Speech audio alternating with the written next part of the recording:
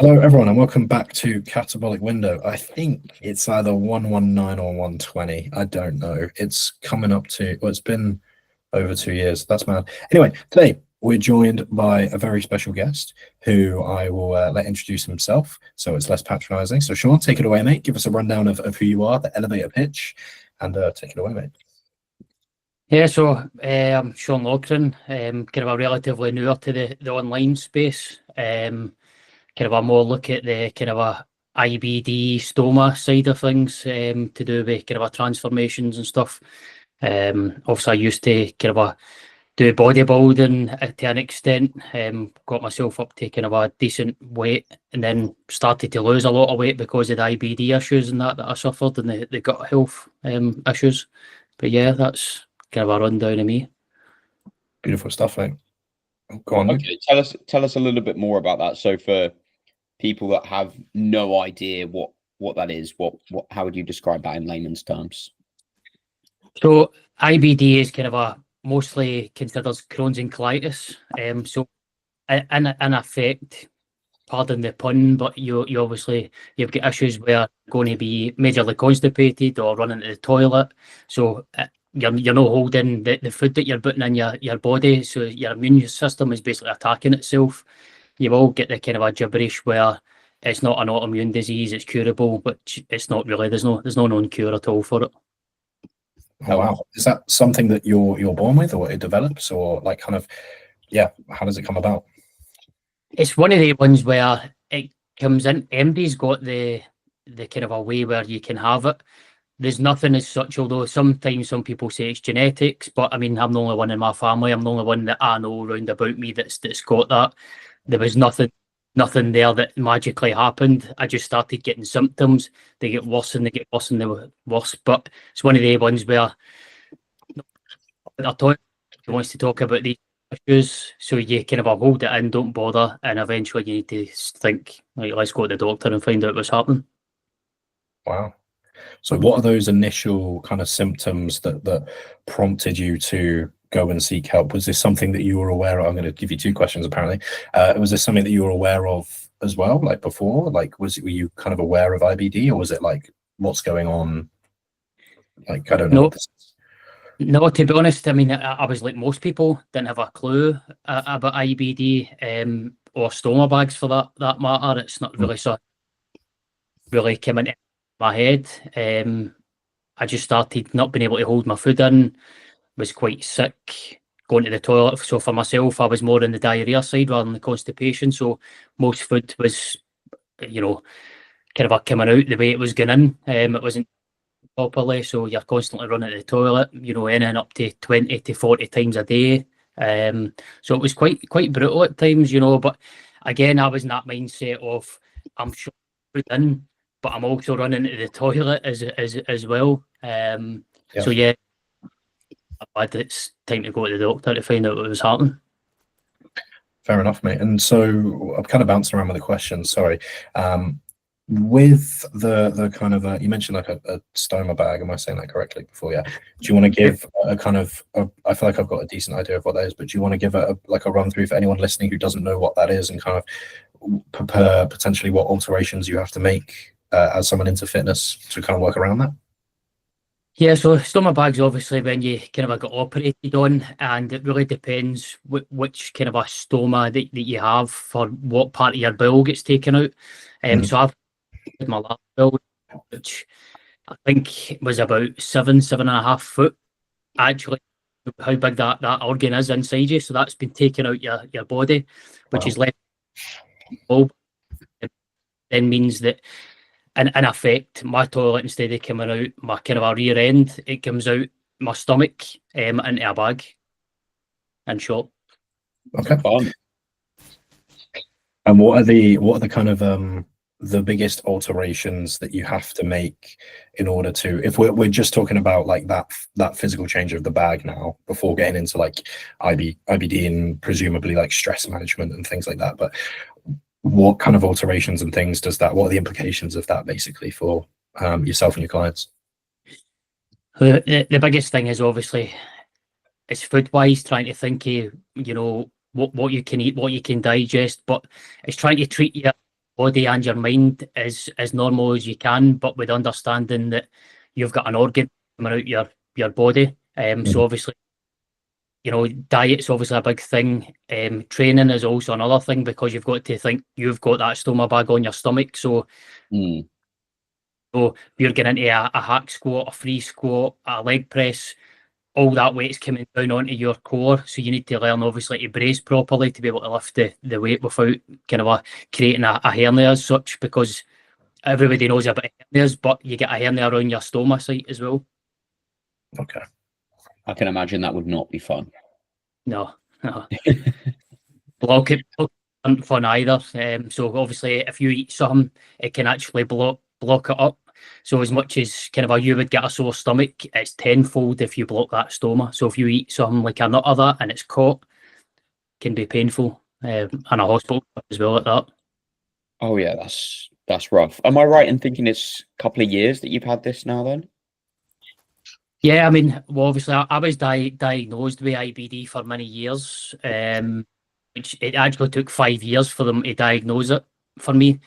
It is relatively quicker now for them to diagnose it with people. But the stoma bag itself, actually, I've had it for 4 years, but I've only in the past, I'd probably say that's just about touching on maybe 8 years where I've been and told people. So for all I had it, nobody knew apart from my partner and my Wayne.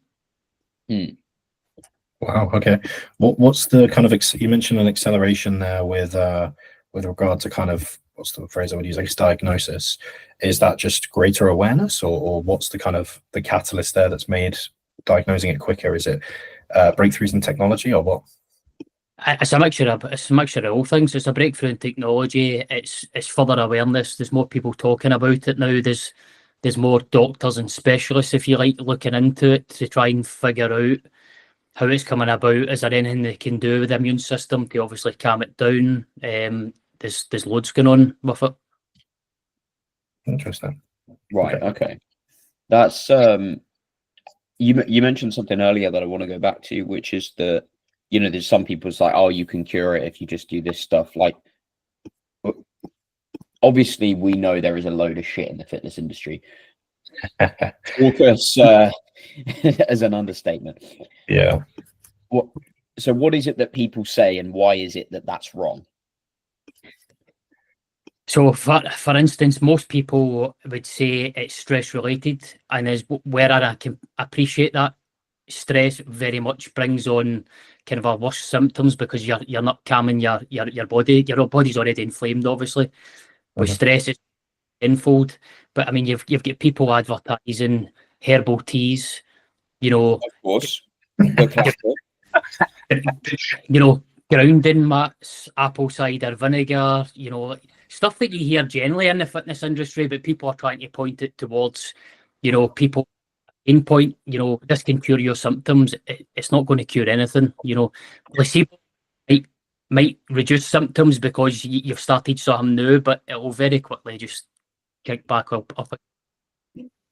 Is there an element to the placebo effect for something like that? Like, let's say you're really convinced that having a herbal tea or grounding yourself is going to provide some benefit. Do you think it's possible that people see some short-term easing of symptoms because they're really wanting it to try, or maybe they are chronically stressed and that's exaggerating it, and then you remove some of that and it calms down, but you haven't addressed like actual real interventions beyond just like drinking some tea?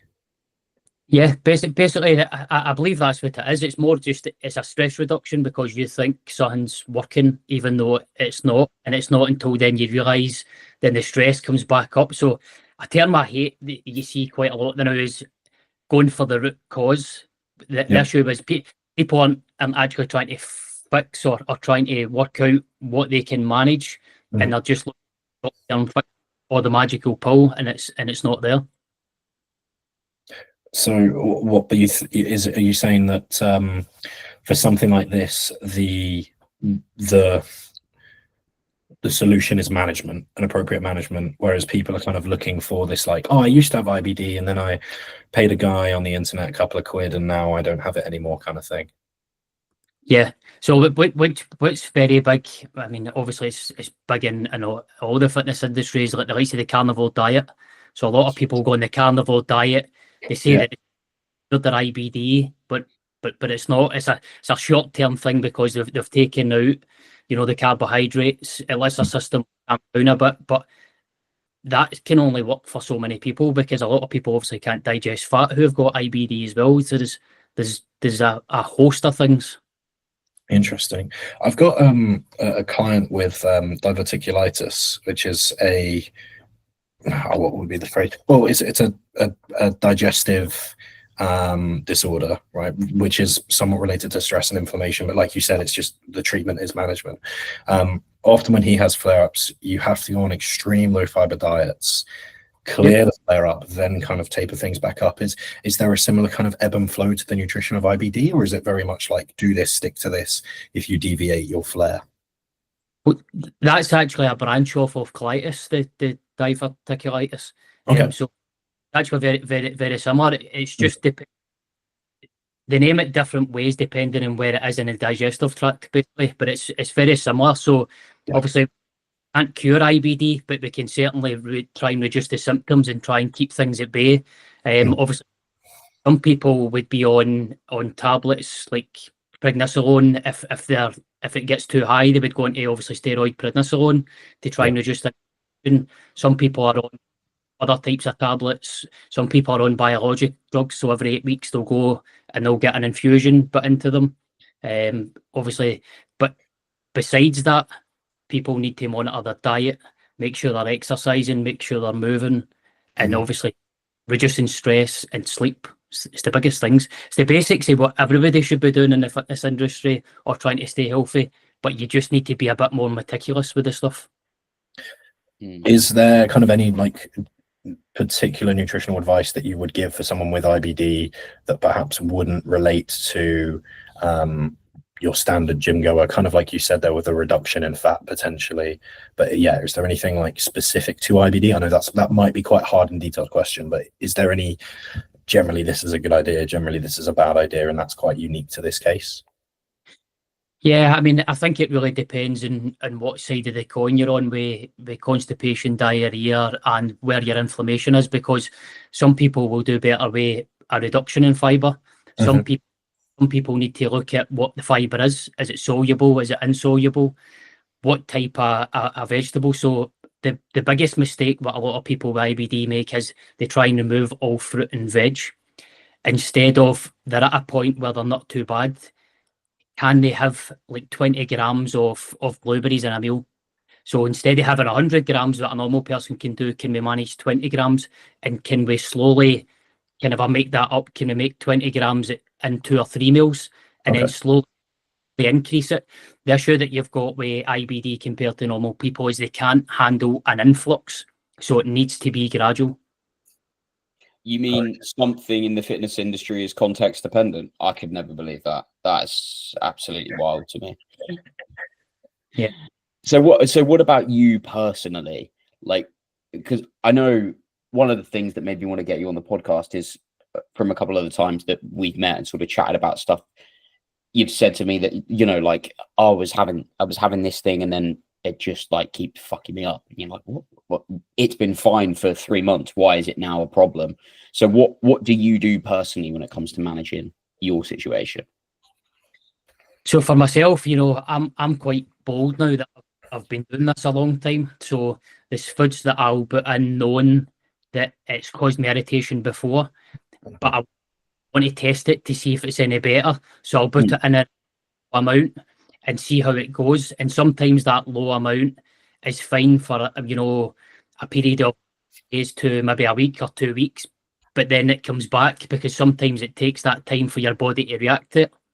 So I normally kind of sit with in a lower amount, like porridge oats. It's one of my favourite foods, but I seem to only manage it for a couple of weeks and then I need to pull it back out again.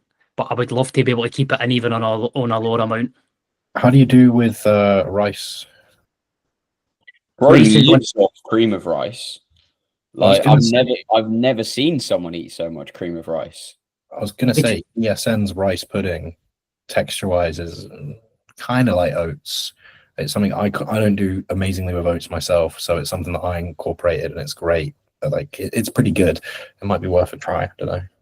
It's something I've been trialing it over the past 2 months, the ESN Oh yeah. race, and it's really good. So I have I kind of I tend to go for a mixture between jasmine rice and kind of a creamer rice or that ESN rice pudding. Yeah.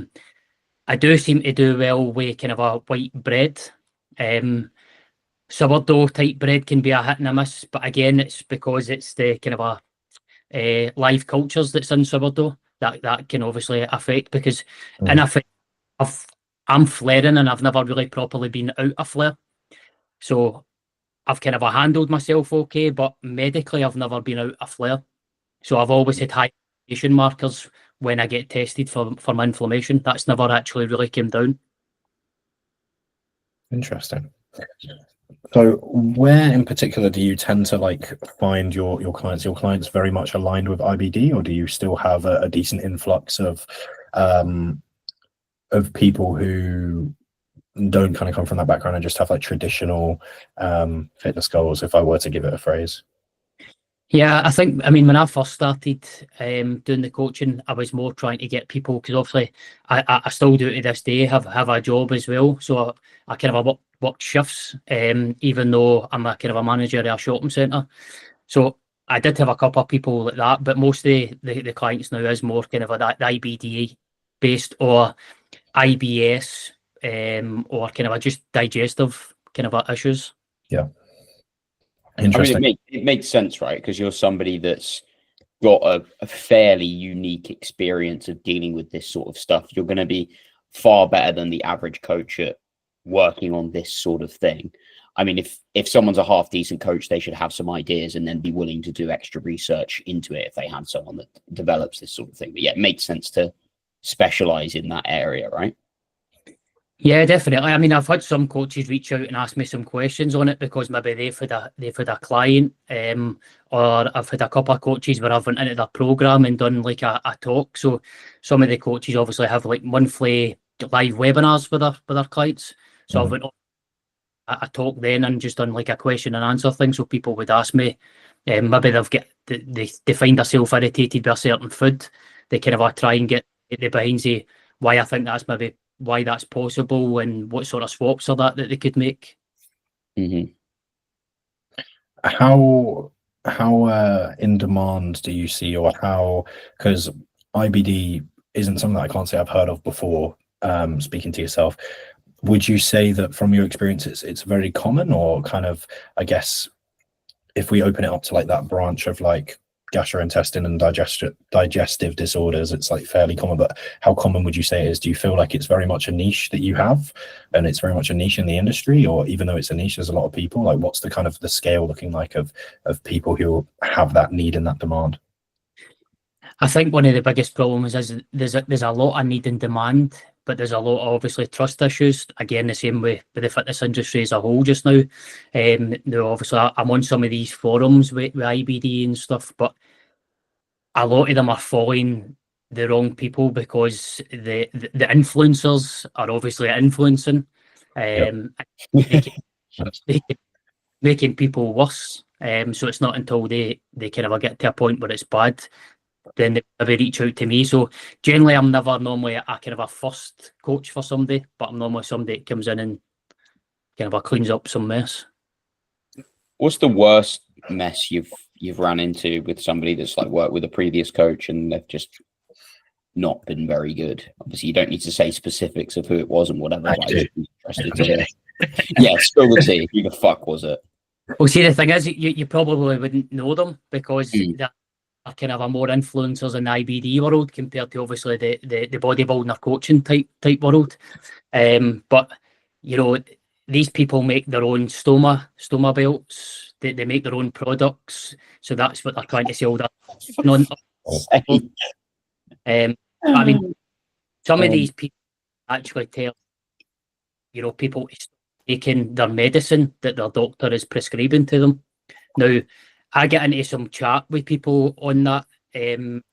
Obviously, explain to them what the medicine's doing for them, how it's affecting them, but by no way am I ever telling them to stop taking medicine. I'm more that medicine and giving them the feedback on obviously if they have to take steroids like prednisolone, they kind of start getting like a moon type face. But again, it's just because of the drug that they're on. It's not going to be a long-term thing. We just need to get through that, and they still need to do what they're doing. And eventually they will see the trend drop down if they're trying to lose weight. It will not stick. Wow. Sorry. Okay, my brain just completely fell out my ear. In terms You don't of prep anymore. You don't have an red- excuse. I know, just pure tiredness, brain fog, need more sleep. In terms of those influencers and stuff that you see pushing those products, what would you say is one of like the red flags for people to kind of look out for within that? Like because if someone's not educated and seeking education, they're obviously very easy to take advantage of. So what kind of red flags and things would you say to look out for within people that are promoting those kind of products? Well, obviously, it's a kind of I find myself as always a cross, because obviously everything across the board, even though there's people with IBD, because if somebody's talking in absolutes and musts, then straight away that's red flags, because there's no kind of absolutes. The other thing is as well, are they banging on about a product and then saying use my discount code? You know, fairly often that's kind of a flag, you know, unless it's putting that in there, and you can see that they're definitely using the products, which is rare a lot of the time. Okay. But yeah. And what would you say? Oh, sorry. What would you say would be some of the things that you would look for in someone who is knowledgeable? Like, what are those kind of telltale signs there? Well, can somebody actually explain to the person what's actually happening with their body? Because for it, I get on a call with somebody and they start telling me kind of some of the symptoms and that they've got, I can then actually sometimes take that on and tell them what they're experiencing, and then it's like a light bulb moment to them, because it's like, oh, he actually understands what's happening here. And it's just experienced it myself, and obviously I've experienced it by helping other people. So you tend to find that we've all got the similar stuff happening, but there's different ways to manage it. Yeah, that makes sense. I see what you mean. Okay. Should we fire through these questions that I got on Instagram? Oh, sorry, Luke, I cut you off. Go on, mate. What were you going to say? One more. I was just going to say, so what about you personally? Like, what are you doing your training wise now? Because you did a photo shoot a little while ago. Yep. It'd be interesting to hear how you sort of manage restricting calories and a digestive system that doesn't play ball, to put it lightly. And then sort of what that's been like with obviously introducing more food, maybe different foods after that, being pretty lean and sensitive alongside it. Yeah, I mean, again, you know, dieting and kind of for me is kind of the easier thing. For me is where I personally find it harder is putting the weight on. But dieting for the photo shoot was kind of good for me in a sense. Obviously, I've been dieted down before, but it was good to kind of go back there just because of the weight loss. But again, it's just similar foods. I just reduce the amounts of them. I try not really, and once I start to diet properly, I don't really introduce anything that I've not had, because if I feel as if I do that, then that's where issues can kind of crop up. And again, on the reverse side of it, I just kind of put up, but again, just increase the amounts. But I do then tend to try and give back to kind of a family and stuff like that. And I do then have some meals which can really affect me. But I try and obviously, now knowing what I can handle and what I can't handle, I try and obviously look at that. So if we're going out for restaurants, I already have in my head what sort of food I'm going to have. So I know how to play kind of around stuff. Yeah, that makes sense. How many weeks post shoot are you now? That's about 11 weeks. So I'm up about 7 kilo. The kind of other thing that's actually surprising with a lot of people with IBD and like myself is the amount of inflammation that we can hold, especially with myself, because obviously I still hold quite a bit of inflammation and I can drive it down, but it does come back. So there's a vast difference in how I look if I just stand there, not flexed, compared to flexed. It's like drastic, like it's mad the difference. So Mhm. I can stand there, I don't really look as if I've got abs or anything, but yet 2 seconds later I'll tense and then the abs are there and it's like, fuck, I can't believe the difference there. How do you go about managing that inflammation? Obviously, you mentioned that you can manage it, but is there anything that you can do, more chronically rather than, obviously, I'm assuming like if you were to do like photo shoots and stuff and you're peaking, maybe more of it is aimed towards like water manipulation. I mean, is that the case? But also, how do you manage that inflammation generally? Yeah, I mean, one of the biggest things for me, compared to maybe some of the other people, would be when you have a stoma, your electrolyte balance is like major. So you need to make sure we're getting electrolytes in, Mhm. and is obviously a big thing as well. So that needs to be manipulated. It's because obviously sometimes a lot of people would put their water up leading into things, but that can be then too much for somebody with a stoma. And then it actually makes your output a lot more. So it needs to be restricted. So is what I would tend to do is actually double up on the electrolytes. So even switch to deodolytes and have more of that so that I'm not hydrated. But I'm kind of getting the water in that I need to get in. Interesting. Luke, you and poor prep brain trying to think of a question, mate. Right. I'll Don't tell you attack. I We'll forgot go the word for sugar the other day. You did what? I forgot the word for sugar the other day. I was Oh, telling a nice. story. I was in Starbucks and I'm like, this thing, just like pointing at the little sachets. That was not a good moment. What else, prep brain, have I done? I whacked myself in the face with a dumbbell doing preachy curls. That was good. Oh, what? Like on the very top of the concentric? Yep. Bro was just retarded. Another good one actually was in the office at work. It's got an automatic light on. Yeah. So you got to move like every 15 minutes, otherwise it turns off. And I'm just sort of leaning side to side and then just my head against the wall. I'm like, oh, this was good. This was smart. Let's Bless give you. up.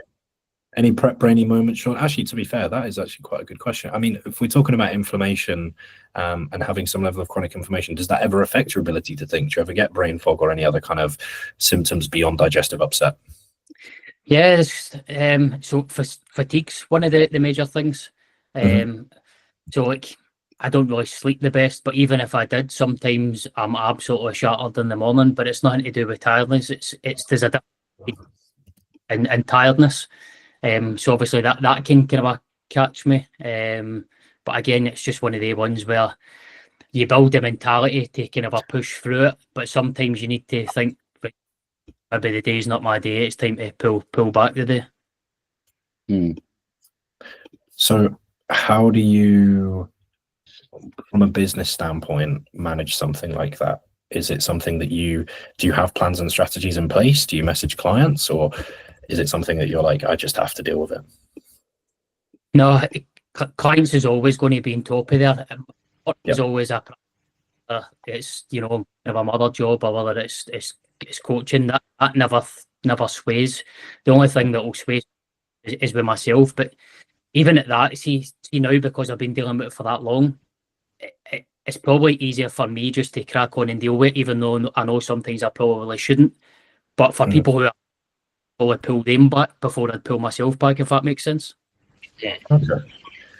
Do you think it's something that you could improve on? It's kind of like not just throttling yourself, or is that just not really an option around the coaching? It probably is, but you know what it's like. It's easier to tell someone else to pull back than it is yourself, especially when you're kind of a more a driven individual and you don't want anything to kind of stop you. Yeah. Understood. Mate. Yeah, human beings are great at giving advice and not following their own advice. Yeah, pretty much. I suppose So that's why rapid. Sorry, mate. Carry on. I'm saying that's why coaches have coaches, because then that way, it's easy for us to tell clients to pull back, but most people have coaches because then they can tell them to pull back. Yeah. Do you have a coach yourself, or do you manage everything yourself? No, so Paul Standell's been coaching me. He coached me into the photo shoot. So he was terrible choice there, mate. Paul's awful. Yeah, awful. Honestly. Fucking hate the guy. Yeah, terrible guy. Doesn't know anything. We had him on the podcast a little while ago, so if anyone hasn't heard that, I would highly recommend listening to that. That was a good episode, to be fair. That was good. Paul, by the way, if anyone listening, we are joking. Paul is absolutely fantastic. So there's going to be someone who's going to message him, "Oh my God, did you hear what Luke and Jack said about you, mate?" Yeah. Oh, he's fantastic. No, but the thing is, Paul would read that and go, "They're obviously fucking joking." Yeah. Yeah, to be fair, I'd hope so. Actually, yeah, he definitely would. How have you found being coached by Paul? Is it something where you have, I imagine there's a little bit of overwriting coach if you have a flare up or kind of having to say and push back, but how are you finding things so far?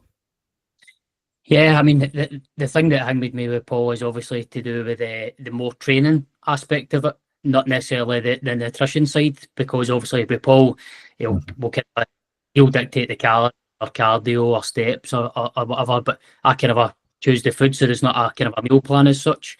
But in an aspect of it and learning that from him, and obviously he does some of the kind of anatomy days that I've attended as well. And he's also pushed me kind of further on to do like the RTS course and learn more biomechanics that way, which is then helping me obviously to explain to people in regards to the stoma and how some of the exercises would kind of move, because it was okay before that for me just to automatically do that, because that's something that I'm trying to articulate that to explain to somebody else can be hard. But the more you learn for kind of a Paul and Michael Goulden and stuff like that, then you get the kind of a wording kind of a better to explain it to people.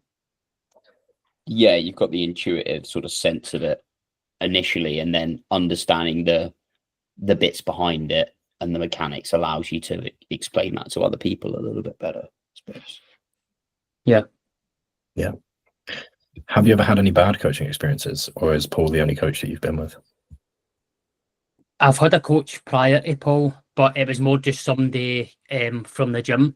So I've never really had like another online coach as such. This was just a guy for the gym. And don't get me wrong, I learned a hell of a lot from him. In the kind of bodybuilding, I kind of learned about the diet from him, training from him. Kind of a Polish guy. He did know his stuff. I could never not thank him for what I've learned of him, basically. But it was somebody who kind of coached me, but it was more like a friendship type coach.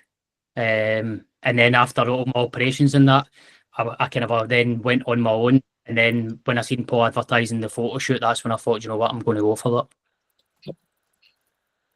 Fair play. Fair play.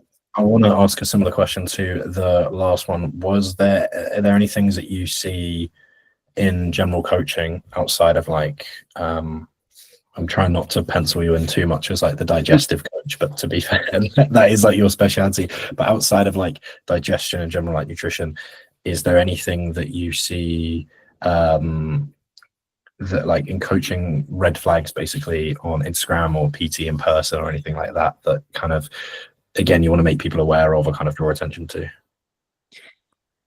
Yeah, I mean, I think we're at a point that where people who do meal plans, I've got nothing against meal plans, but obviously you can, if you watch these, you can the coaches by their meal plan, because it's pretty much the exact same. It's like you can tell it's copy and paste. You've got the people who's pushing supplements, so now creatine and glutamine and all that is pretty big, which again can be fine for some people, but is what I've kind of seen a lot recently is, so for creatine, glutamine, 80 grams a day, but for some people with not even necessarily digestive issues, some people just that will cause a digestive issue because they can't in the sitting, because they just think, I'll take 30 grams, I'll put 30 grams in my morning drink and then they're straight to the toilet. Mate, the glutamine thing, that annoys me so much. As soon as I see anyone who's like, oh, I've got digestive issues, first thing a bad coach is, well, it'll be psyllium husk and glutamine without any question. And like for some people, absolutely, that will be fantastic or work brilliantly. But it's like without further context, just saying psyllium husk and glutamine, it's ridiculous. Or sorry, the holy trinity: probiotic, psyllium husk, L-glutamine. Not that there's an issue with those things like on their own, or an issue of taking all three, but immediately as soon as someone says that as a response to a question, I'm like, Jesus Christ, no. The thing that baffles my brain is sometimes I'll go on calls with people and they're taking stuff that they know is causing an issue, but because they've seen it on social media, like probiotics is a big one, they're taking them knowing that they're giving them issues in the hope that eventually calms down, like instead of just stopping it. Yeah. There's a time and a place for like, yeah, trying things, but if a couple of times, like just like if you were doing an exercise, you've done it 5 times and it's still fucking destroying your knees, probably stop. Yeah, I mean, there's nothing wrong with like Sean's doing there of like, okay, circle back to this. Has anything changed? Because I'd like to implement it because either I enjoy it or there would be some benefits categorically. But yeah, just slamming your head against a brick wall and then complaining that you've got a headache is not a good idea, because it's the slamming your head against the brick wall that's doing it. Exactly. What are some of the without getting into too much like data protection issues, what are some of the I say funniest or like silliest things that you've heard people come to you with? If you're comfortable sharing, we can cut this out. Like people where you're like, why are you doing that? That's, or maybe people who've been misled the most, or do you get what I'm trying to say? Yeah, I mean, I think one of the kind of main things would be, so I've had somebody take apple cider vinegar. Yep. But they know as soon as they take that apple cider vinegar, they need to run to the toilet. But yet they're doing it 3 times a day because this coach has told them that they should do that a day because it's their stomach acid. But their stomach acid isn't actually the problem. And also, at the same time as they try to increase the stomach acid, they're taking a PPI. So they're conflicting with each other. So it's like they're causing the problem. Yeah. Okay. Are there any kind of obviously when you get something like that or a client comes across your desk like that, you kind of have to break some hearts and say, sorry, what you're doing isn't great. Are there any kind of misconceptions that you've broken that you find that commonly are really hard to rip people away from? I mean, one off the top of my head that usually I see in terms of like digestion is people who are addicted to mass gainer shakes and protein shakes with some kind of idea that these are going to be like the holy trinity, the holy grail, and they're just so much better than any other protein source or any other carbohydrate source or any other calorie source. And they need them in the diet, even though quite clearly they're causing some level of upset because there's a definite intolerance going on there. Are there any like misconceptions you find people quite resistant to break? You kind of have to watch where you're stepping, or there's not really a trend like that? Yeah, the whey shakes is one. So what a lot of people would be is, I don't want to really refer too much to brands, but see like the Perform brand. So like a lot of people like that whey approach. But you know, for and a concentrate, you know, a lot of people could take that and then be on the toilet because it's going through them, but they don't want to pay that wee bit isolate, which might be different and well in the stomach. Like myself, I can't take whey concentrate, but whey isolate seems to be okay. I can maybe have it once, twice a day at a push, but any more than that, then that obviously causes me problems as well.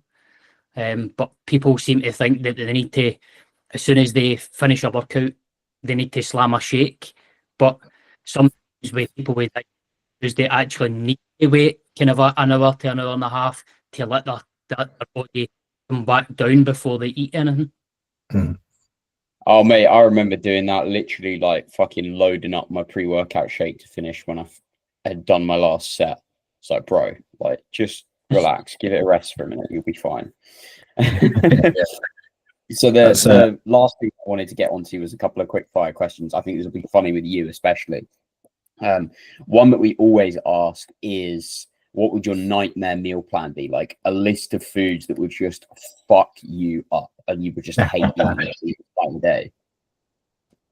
Hating as in me eating, or hating as in like it would just wreck my stomach? Both. Bit of both. Yeah, a bit of both.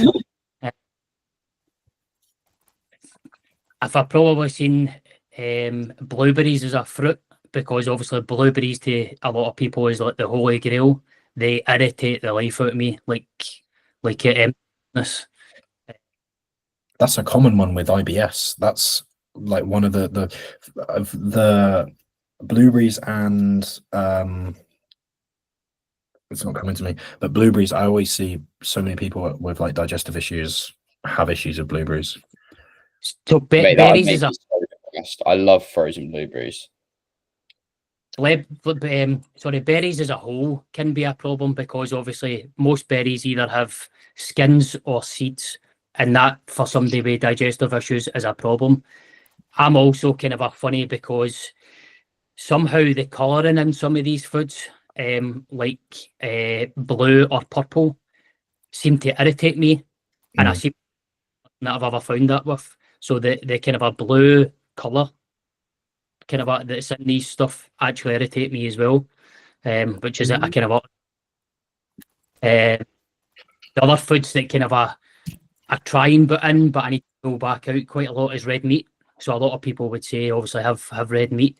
So the way I try and think of food is if I put something into a blender, would that blender need to work hard to get rid of that food, or would it easily blend? Because if it's easily blended, chances are I'll probably be all right. If the blender needs to work hard, then my stomach's working hard, so there's probably no bueno. That's not going in it. That's an That's a interesting good way to analogy. think about I like that. it. Yeah. Do you ever have to kind of watch like fiber types and the types of veg you're having? Like if you're over consuming more like denser forms of fiber, like insoluble fiber, broccoli stems, etc. Do you have to ever be careful of those? Like, or is that again very person to person dependent? It's person to person dependent. However, for me, I actually have any veg in the now. So for the past good while, if I have any veg, it irritates me. Again, sometimes I'll put some in, but then it'll last a wee bit and I'll need to pull it out. Fruits, the fruits that's sitting okay with me now is dates and bananas. The rest can irritate me. Sometimes I get away with mango, but again, I seem to be somebody that knows when something's going to go, so I pull it back out and then I try and switch something in. So it's like a revolving for me. I know foods that tend to be safe, which I can have all the time. Then there's foods that irritate depending on how I feel, because it's similar to the way, I can't remember who it is that heard it with training, is, you know, what's that kind of a range of motion that person's got today. So the way I look at food is, what can I tolerate today? Because tomorrow might be a slightly different. So do you kind of briefly touched on like meal plans previously. Obviously, if you were to run the exact same food for an extended period of time, particularly in like a phase of pushing food, you could run into like some distress. And if you go into extreme cases, you can develop intolerances through just overconsumption of something. But we're talking like on a big scale. Do you tend to find that the best way to manage IBD or digestion is skewing? Again, I'm kind of asking you to generalize a little bit here. I know obviously the answer is it depends. But do you find that more of a kind of a meal plan approach of, we know this works, stick to this, or maybe we have our list of safer foods, but please kind of rotate between them. Please don't keep it identical. Do you generally see a good trend between kind of what works well?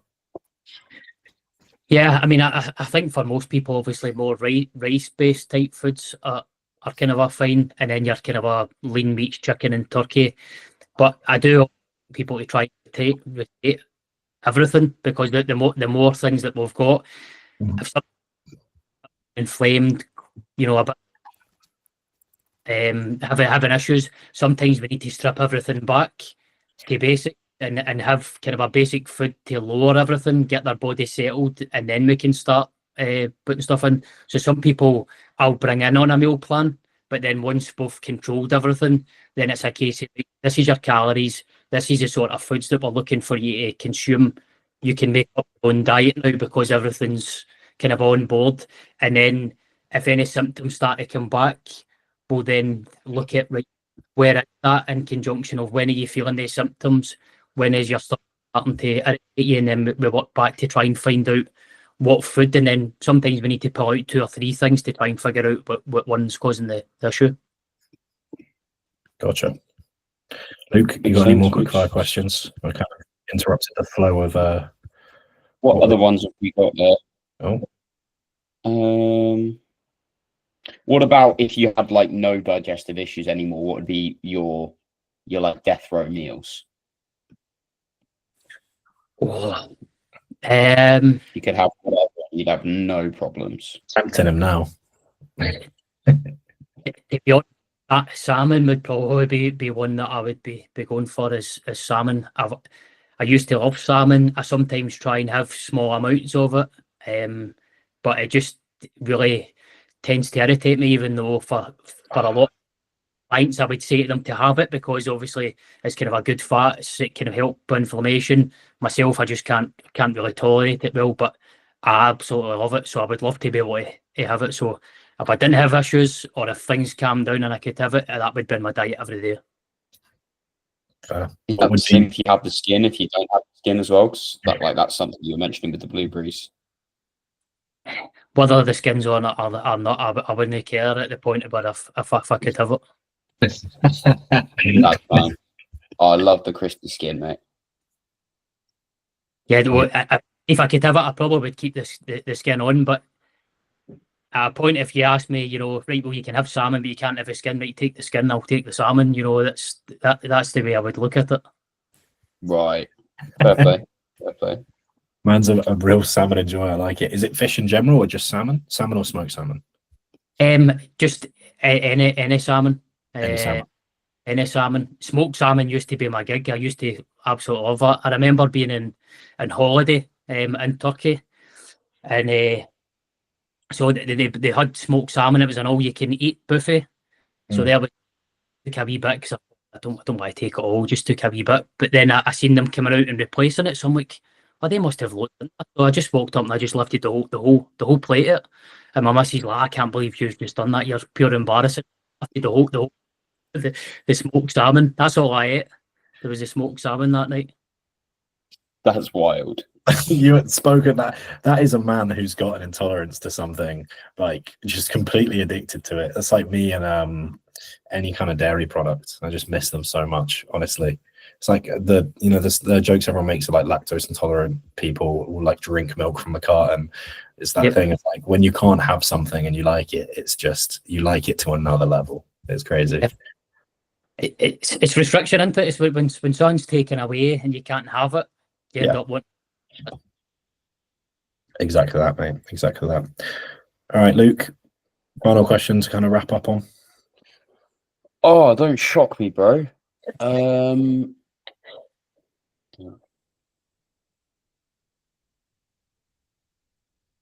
it's not happening. It's not happening. All right. Let me pull up one. Give me 1 sec. Sorry, Sean. We're very organized. That's all right. You can tell it's past 3 p.m. for poor Luke. Right. Where are we? Right. I've been up since 6. Okay, allow it. I've been up since 6. That is mad. Okay. Right. So the initial question here is if you could invent any flavor supplement, what would it be? Actually, yeah, no, we'll keep it that. Okay, like let's, for the sake of argument, and we'll remove salmon flavor because I feel like that would be on there. But for the sake of argument, it actually tastes like that thing. It's not like if you say salmon whey protein, it actually tastes like salmon. But for the sake of argument, salmon's off the table. That would be vile. I don't really fancy that either. Maybe if you made the salmon into a whey paste, and yeah, you need the right consistency, or if you mix like it, pate. Mix it into rice, but as a paste. I don't know. But anyway, right? What would you pick? Any flavor supplement you can make? Off the top of my head, I think it would maybe be French toast because you get that smell for French toast when that's getting cooked. Yeah. Okay. I like it. All right. We'll wrap up there before Luke and I die any more of a death in the neurology department. Sean, mate, your links will be below, but for anyone who is interested, promote yourself. Where can they find you? How can they get involved? Give the details. Yeah, so I'm on Instagram just at SeanLochranCoaching. I don't really have a link. I normally just try and get people to DM me just so that I can have a conversation with anything. I'm actually starting to kind of do consultancy as well as the coaching, which I'll be kind of announcing soon as well. So MDs just want to book a 30-minute to an hour call to go through any digestive issues, to give them any sort of a help, or kind of a training wise, supplements, anything like that. And again, it'll be the same for coaches. If any coaches are struggling with their clients or want me to come in for a talk or anything like that, then just DM me. Yeah, I think one of the main things I'll say is, if you're a coach and you don't value digestion, I would really reassess your priorities in terms of nutrition, because it's absolutely essential and something we take for granted. Anyway, Luke has been at LacticAddictLuke on YouTube and Instagram. Podcast is Catabolic Window on YouTube and Spotify. Give us a follow. We do a lot of question boxes. You'll always see a question box on my story. If you ask a really good question and it gets featured on the podcast, you get some money to go spend with Conti. I've been Jack_Academy. And any final wise words for the people listening, Sean, before I end the recording? No, just you hit the nail on the head there. Just about digestion. It's the key to everything. As long as you keep that intact, you can pretty much do anything. Absolutely. Thank you so much for coming on. And I've now got visions of a superhero that's just like Mr. Digestion. like Superman coming from Krypton, but he's just got like iron digestion. That's his ability. He's an alien, but he's just got really good honestly digestion. That's an aspect of genetics that is so underappreciated. Like people like strongmen, Eddie Hall, Thor, Brian Shaw, like their ability to just fucking plow through food is insane. And have no problems. Yeah, when digestion isn't a limiting factor, everyone focuses on all of the other limiting factors of progress because they just assume digestion's in check. But it's kind of like digestion and nutrition is kind of like how injury prone you are in training. It's like, if you're very injury prone, if you're very digestion issue prone, there's a lot, like your whole plan is centered around that not becoming an issue, because it holds everything back. Right. Anyway, thank you everyone for listening, and have a good one. Right.